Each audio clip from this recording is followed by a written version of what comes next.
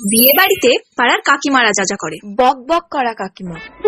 এসে গেছে বিয়ে বাড়িতে। কি রোজ তো বলো টিপ কম পড়েছে, মাথায় ফুল কম পড়েছে, তাই আজ আমি মাথায় ফুলের ভান্ডার নিয়ে চলে এসেছি। এরপরও যদি কম হয়েছে বলো, তাহলে পরের দিন মাথায় ফুলের টব নিয়ে চলে আসবে।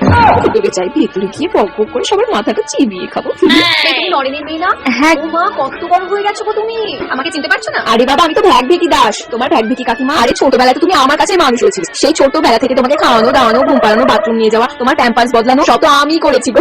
আচ্ছা কাকিমা, আমি এখন একটু আসি। আরে দাঁড়াও একটু কথা তো বলে যাই না কাকিমা। একটু কাকিমার সঙ্গে কথা বলতে গিয়ে বেরাম যাই হচ্ছে। ওদিকে বয়ফ্রেন্ডের সাথে ফোনে কিচিরমিচির করার সময় কিচ্ছু হয় না।